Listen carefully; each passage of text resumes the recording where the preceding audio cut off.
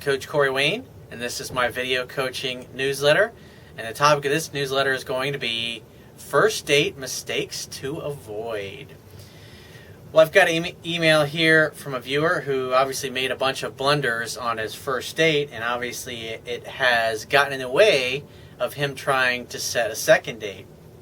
And we got to I had a coach years ago, he used to compare first dates. He said your first date with a girl is kind of like the Super Bowl. And, I mean, it's like you either win or you lose. You either win, and if you win, obviously you kiss, maybe you hook up on the first date. But in other words, you pass enough of her tests to the point where at the end of the date, the next day, she's thinking to herself, hey, that was a really great guy. And she thinks, hey, I'd like to go out with that dude again. And so when you call, she's excited to hear from you. Now, if you fuck up and you, in essence, talk her out of liking you, out of sleeping with you, usually when you call or you text, she'll either ignore you or her responses will be lukewarm, or she'll tell you that she's busy. Anything other than to basically tell you that you pretty much fucked it up and you blew your chances with her. Because women want to let you down easy because they've probably encountered enough guys in the past, if they're like most attractive women, to where they realize that being honest with a guy sometimes is going to piss off the dude. So it's better to let the dude down gently and let him just kind of figure out the reason that she's being so difficult to get a hold of, or she doesn't respond to all of your texts or ignores a lot of them, is because she really doesn't want to see you again, and she's hoping that eventually you figure that out and you just kind of go away, which is what most guys do when they screw things up. And so a lot of times what, I know, especially like what I used to do when I was younger, is that I'd meet a girl and I really had chemistry with her. We'd go out on a first date and I just had no idea that I was doing and saying things on the date that made me look weak, made me look approval-seeking. And instead of just having a good time, I'm all focused on the seriousness of the relationship, whether or not it's going to turn into a relationship or we're going to get together or something's going to happen between us, as opposed to just hanging out, having fun, and hooking up when the opportunity presented itself. So we're going to go through a few things in his email. And I got a great quote. This is from Confucius. And he said, "Success depends upon previous preparation. And without such preparation, there is sure to be failure." And so the idea is when you come to my website, is like all these videos and the articles, the whole point of me offering these here is basically I'm helping guys implement what I teach in my book. And so by critiquing what they're doing right, what they're doing wrong in the interaction, everybody that's watching the video or reading the article can pick up on where this guy's going right and wrong. Because that way, if I attack a problem from like 1,000 different angles, when you watch enough of these different scenarios, you pick up. And what's good about that is that you don't have to date 100 different women to pick up on these things. You can watch enough videos from enough different guys who are making mistakes on their dates. So when you're faced with a similar situation when you're on a date of your own, you can remember a dozen or so different scenarios where guys were in similar situations, the things they did right, the things that they did wrong, and it's almost as if that experience becomes your own, as if you lived it, when just taking like a 50,000-foot view where you understand what I teach in my book, but when you're following me going along, explaining what a guy's doing right and wrong, you can kind of pick up on that and avoid those same mistakes yourself. That's the benefit of sharing all this stuff, is that you're dealing with people in every society and every continent on the earth applying the same things that, obviously, if you're watching this video, that you're in the process of applying. It makes it really easy. Like I say in the article I did a while back, the best way to improve your success quickly in any area of your life is to model the success of others. And by learning, obviously, from other people who are experiencing the same things that you're experiencing, the same fears, the same doubts, the same limiting beliefs, you're able to adapt and learn that much quicker. So your growth curve, instead of being long like this, gets condensed to a really short period of time. And so he says, cutting to the chase, the atypicality of my situation comes from a girl I'm interested in. She appears to be depressed and she takes anti-anxiety medication.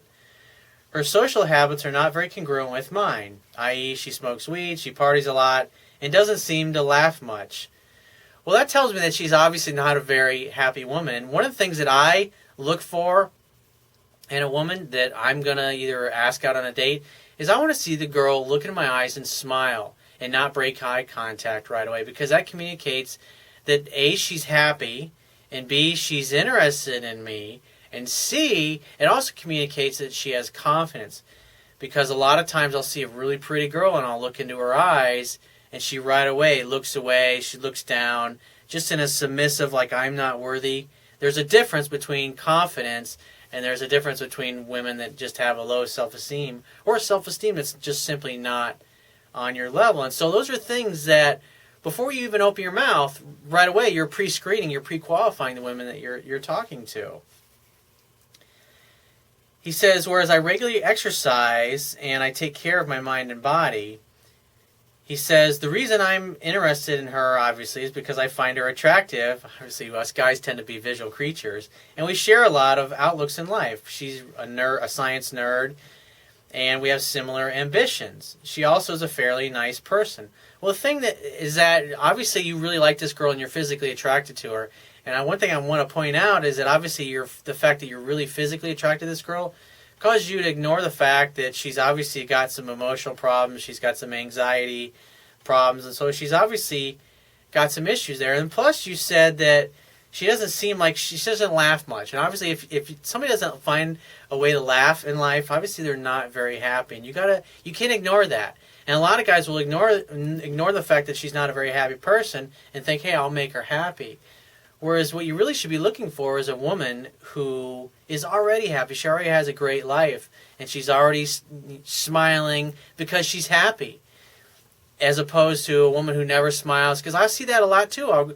Whether I'm at the mall or the grocery store, wherever I happen to be, you see that a lot in people's faces. You see the fact that they don't smile very much and they're not very happy. They're kind of looking at the ground a lot, or when they're walking, they kind of waddle and they look at the ground. They're not really paying attention to where they're going. It tells you a lot about the other person's self-esteem. But that's why I say is that, and just like the quote that I read, preparation, if you want to be successful, you got to prepare. And that's why you got to read my book and get to know this stuff well. So when you get into these situations, you do more things right than wrong, so you get a second date. He says, we met at the library where I offered to help her with her homework. We talked for about 30 minutes before we even started homework, and then I helped her for about another 2 hours. So, in essence, you're basically, it's like kind of a nice guy approach. Instead of being direct and getting to the point of communicating, wow, you're really beautiful, or you're intoxicating, look at it. I mean, whatever you genuinely feel, you communicate that. And obviously, like I talk about in my book, if that just scares the shit out of you, use the low-risk techniques that I talk about in my book, where you can gauge a woman's interest level before you start risking asking her out or communicating that you find her really attractive, whatever it happens to be. I'm blunt and I get right to the point. If I think the chick's got a great body, I'm going to tell her on the spot. If I think she's intoxicating to look at, I'm going to tell her that. If I think she's got great eyes, I'm going to tell her that. If I think she has an unbelievable ass, I'm going to tell her that. It's like whatever I feel, it's an authentic compliment, an expression of my heart. And so right here in the get-go, you're meeting this girl and you're going wrong because now you're trying to do something for her. That's approval-seeking behavior. And that's the kind of situation where you start putting a woman on a pedestal. And because you're not, in essence, you're not confident enough to come right out and get right to the point. So instead, you feel like you got to do something for her. That's pleaser behavior. It's not a good way to go. And so these are the kind of things that instead of expressing confidence, you're expressing weakness right from the get-go, before you've even asked her out on a date. And so he says, she asked for my number and my full name so she could add me on Facebook, which she never did. Again, you should pay attention to that. He says, I waited 4 days and sent her a comical text opener and proceeded to set up the date. I suggested getting ice cream and she said that was an awesome idea. We had one rearrangement and ended up going out on Valentine's Day. Well, when you go out on a first date on Valentine's Day, it communicates to the girl you got nothing else going on in your personal life. Obviously, she doesn't have much going on either, but the point being is that there was a rearrangement. I don't know if that was she changed the date or you changed the date. But women do things like that to see how much they can get you to change the plans as a way to see how much you're willing to go along with her jerking you around, in essence, because she wants to see what you're made of.